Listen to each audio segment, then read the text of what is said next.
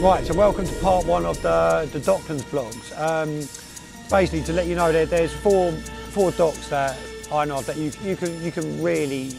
really allowed to fish in London, and they are basically for the next few weeks. I'm going to try and get myself around and catch a few fish from each venue, get you some footage so you can see what it's all about, and go from there. I'm going to start off this vlog by just basically saying I've come down here today with no fishing tackle or gear at all. I haven't even got a hook on me. All I've got is a marker rod, standard spod reel. I've got a couple of marker floats and some leads, and I'm just going to have a good look around. Basically, there's an area on this dock where everyone always fishes to. It's over that side. If you can see, you've got what they call the natural bank. And that's generally a little bit shallower, a little bit more comfortable to fish. You're closer to the water. You've actually got grass and a bit of greenery, as you can see. And then you've got the peninsula. They're the main targets for everyone.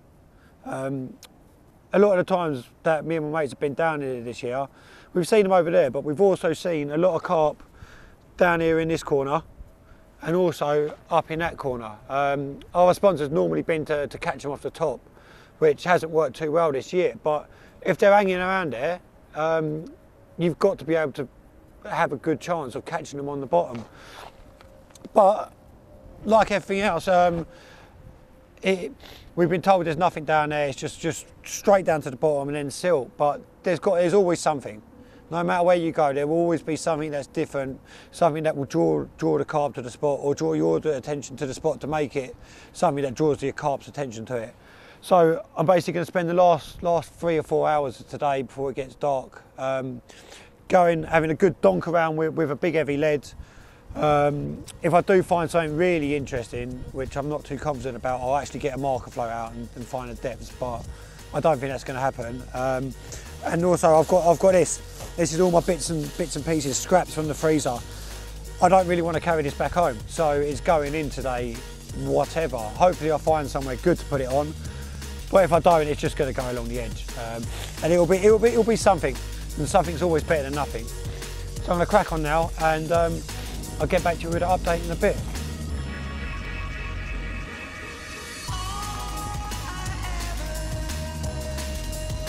So this is what I've found so far.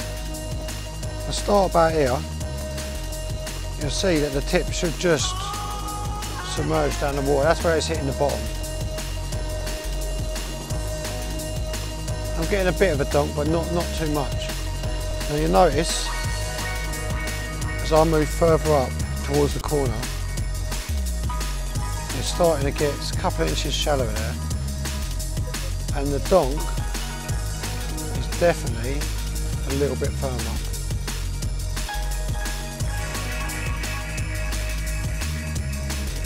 So there you go, that's it, that's what I found. And further up there, you've got good 6 inches further, and you might be able to notice how that tip just bangs down hard. That is definitely a good bottom. And again, shallower still. So that's it. You can see from the top of the dock that there's a lot of rubbish floating around.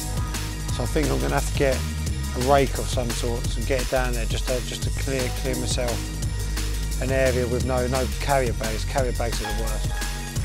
And I think I found myself the first spot. So that's the depth we got as well. Still not out of the water. Probably looking about 20, 24 foot deep.